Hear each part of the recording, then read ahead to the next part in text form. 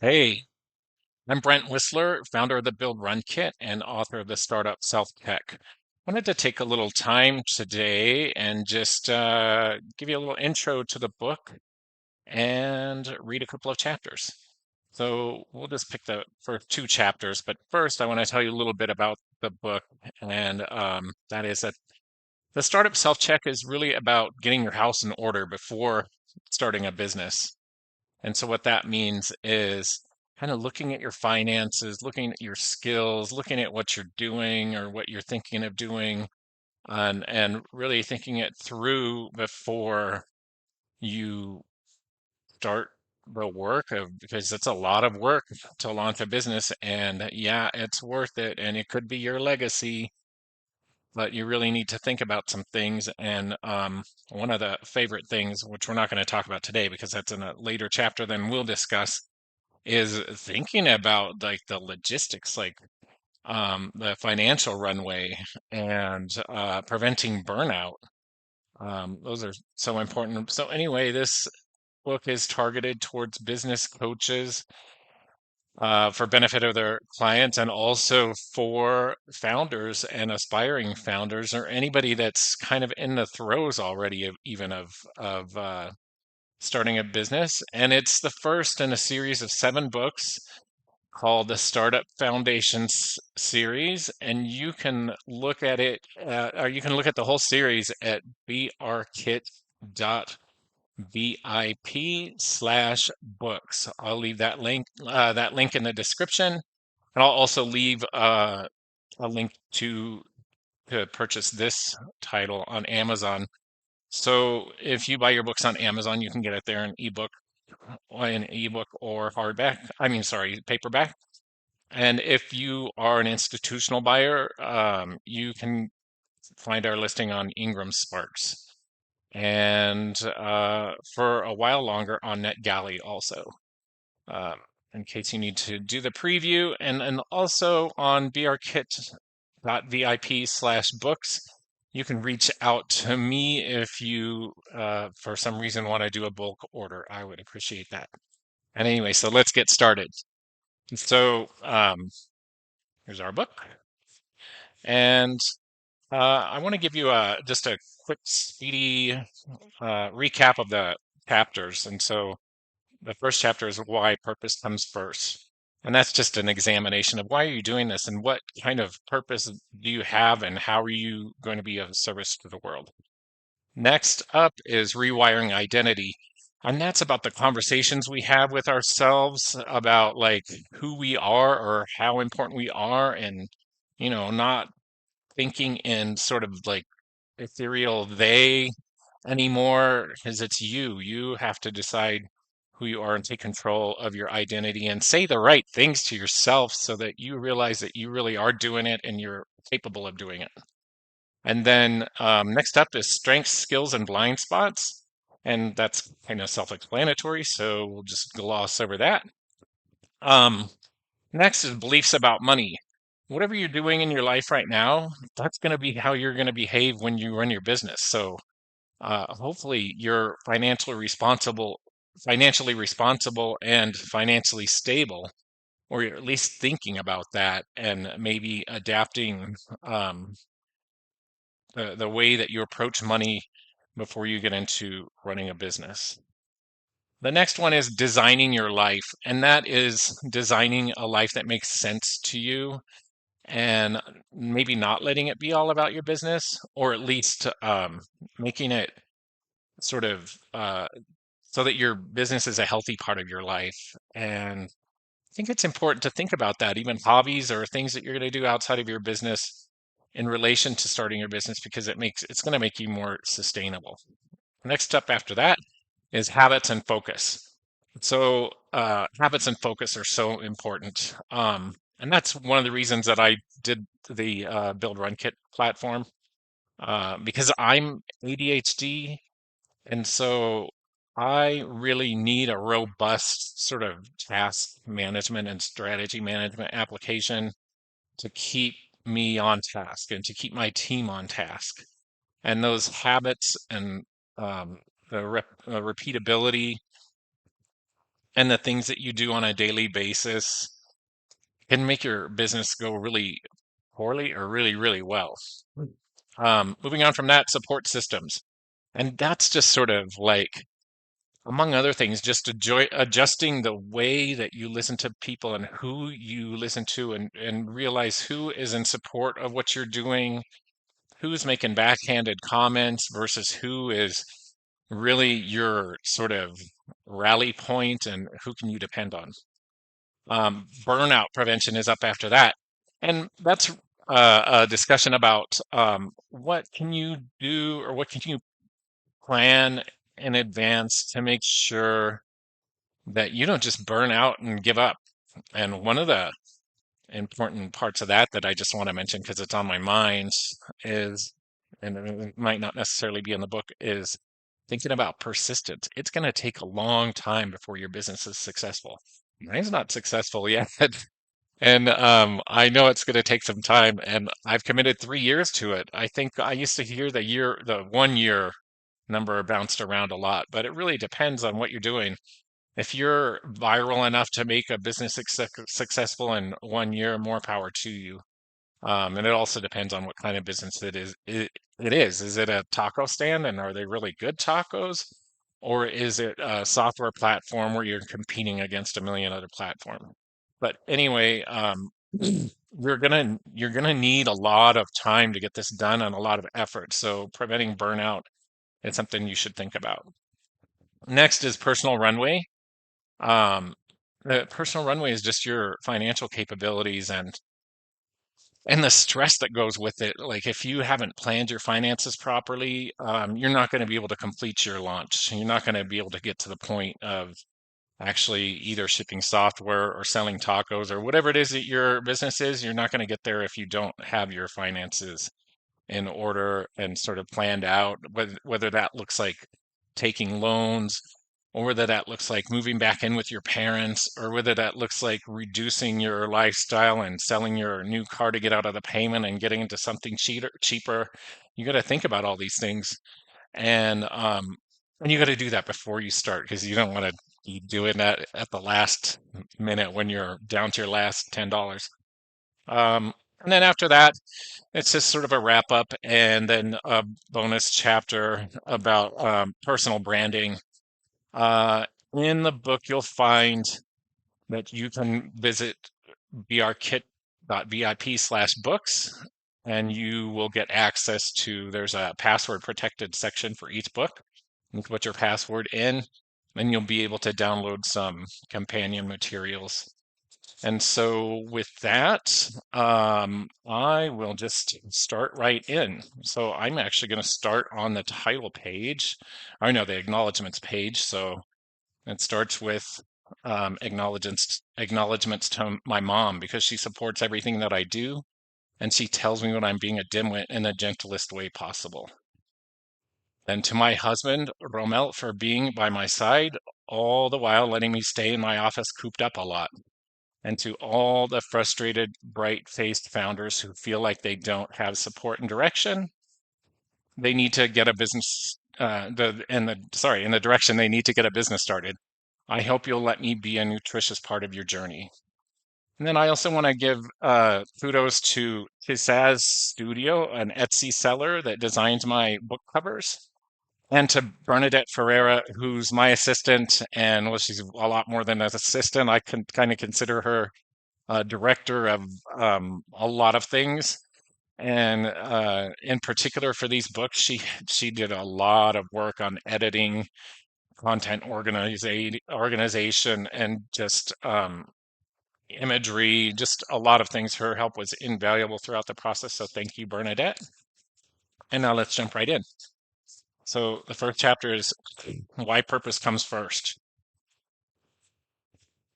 And so I'm sorry, I won't be looking at you all the time because I have to read now because I don't have the whole book memorized. So why purpose comes first. Introduction, why this chapter matters. Let's be clear about something up front. Purpose isn't optional. It's not a slogan you slap on a slide deck and forget about. It's the bedrock, the compass. It's what everything else sits on. If you're trying to build a startup without a clear reason for why you're doing it, You're building essentially on sand. A lot of founders jump into business because they see an opportunity, a trend or clever product idea, a gap that looks profitable. That's fine. That can get you moving, but it won't carry you very far because when things get difficult, and they will, opportunity alone isn't enough. Without a clear purpose, a clear sense of purpose, you start second guessing every decision. You lose momentum, you drift, and eventually you burn out or walk away. I've seen it happen more times than I can count. This chapter matters because misalignment between your business and your values is one of the top reasons people burn out or abandon their ventures. I've seen talented, ambitious entrepreneurs build something successful by external standards only to realize they hate the day to day of running it. That's a tragedy you can avoid. And you'll see in the book that I have these little sections in here, Brent's thoughts, like their thoughts about my particular life as it pertains to running a business. And so I say, see, I didn't always know this stuff. When I first decided to quit Microsoft and start my own business, I decided to create a business that solved my problem. I hate doing laundry. So I started a wash and fold business called Drive By Laundry. Guess who ended up doing the two things he hated, driving and doing laundry? I was so excited with the mechanics of starting a business and I wanted to learn and learn and learn. But that curiosity wasn't going to sustain me long term. There's only so much to learn in the laundry business. So when your business aligns with your deeper motivations, you're not chasing profit, you're building something that feels meaningful. That's life aligned entrepreneurship. You get to grow your company and live a life that you're proud of.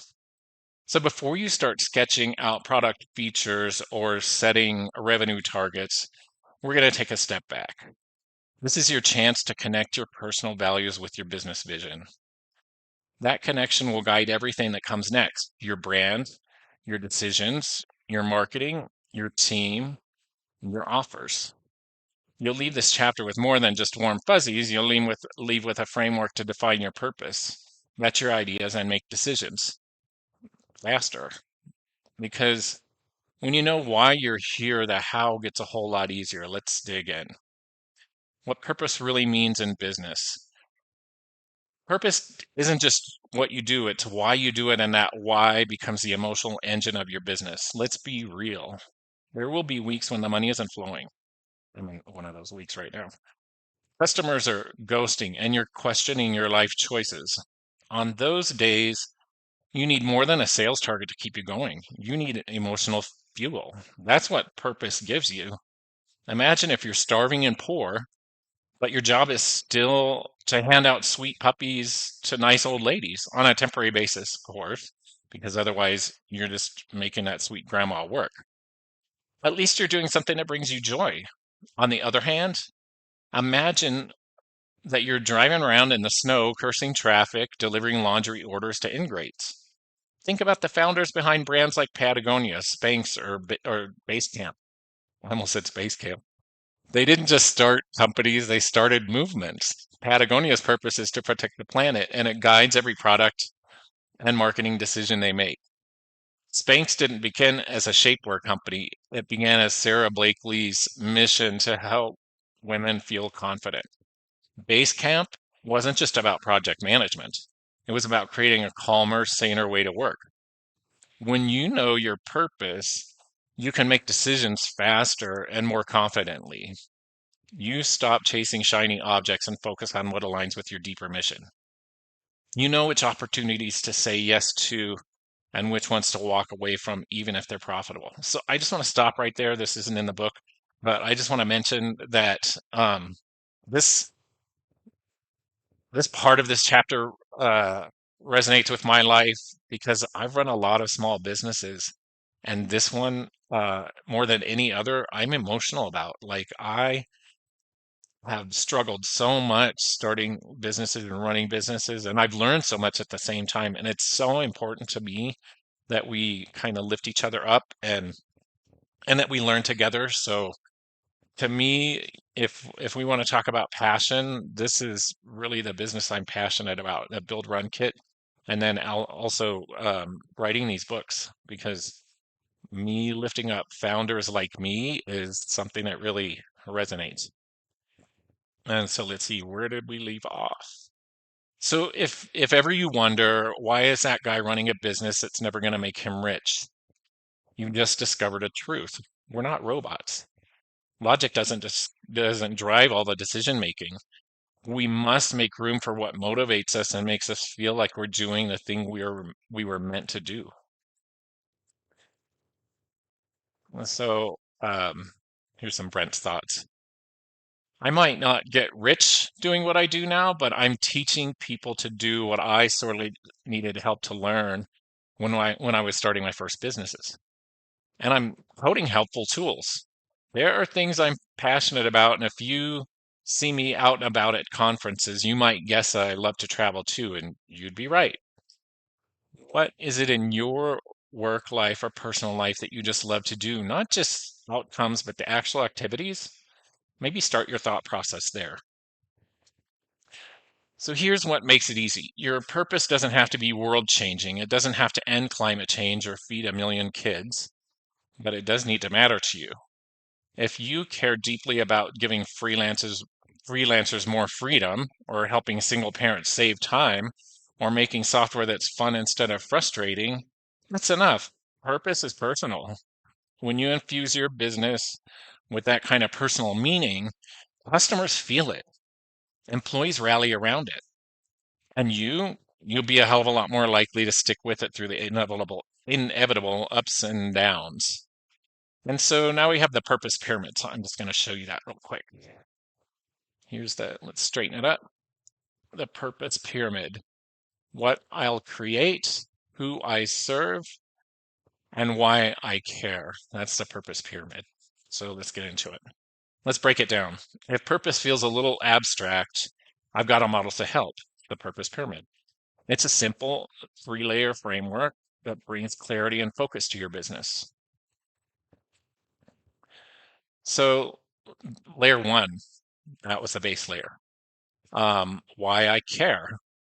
At the base is your emotional core. This is personal. It's a story behind the story, why this business matters to you. Maybe you struggled with something and now want to help others avoid the same pain. Maybe you had a transformative experience and want to spread that magic. Maybe you're just obsessed with making things better, smarter, or more beautiful. This is your reason for showing up. Layer 2, who I serve.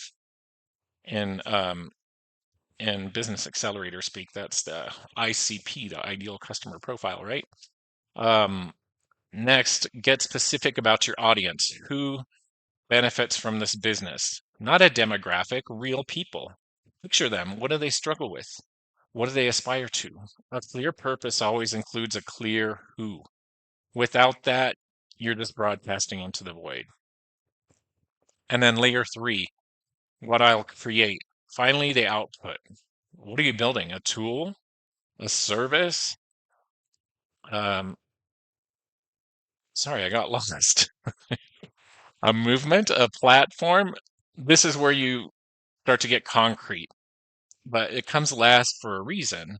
If you define the what before the why and the who, you risk building something nobody needs. I've certainly done that before. Or worse, something you don't even like. Now, let's apply it. Why I care. I hated how hard it was to learn bookkeeping as a solopreneur. Who I serve. Freelancers who want to feel in control of their finances. What I'll create. A friendly, no jargon budgeting app that teaches while it tracks. You've got clarity now and you're focused. Once you fill out your own purpose pyramid, you've got a North Star. You've gone from building a thing to building a thing on purpose. So I want to just mention that that thing I mentioned before on the website brkit.books. I'm sorry, brkit.vip/books. When you use a password from the book to download the helpful companion documents, there's a lot of things like the purpose pyramid for you to fill out one yourself. Just a little helpful worksheets and things that relate to things that are in the book, so you don't actually have to write in your book. Anyway, we're already up to 20 minutes now, so I think I'm going to stop there. But I do plan to do at least one more chapter, all in hopes that you'll actually click on the button and buy the book. Hint, hint. Do me the favor and make me even prouder of what I've done. And as always, like and subscribe to my channel here and make a comment if you will. It really helps engagement. And then we will hopefully see you over at the Build Run Kit community at www.buildrunkit.com/community or in my DMs soon. If you look at my channel uh, settings, you'll see my email address in there and you're welcome to use it. Thank you. See you soon.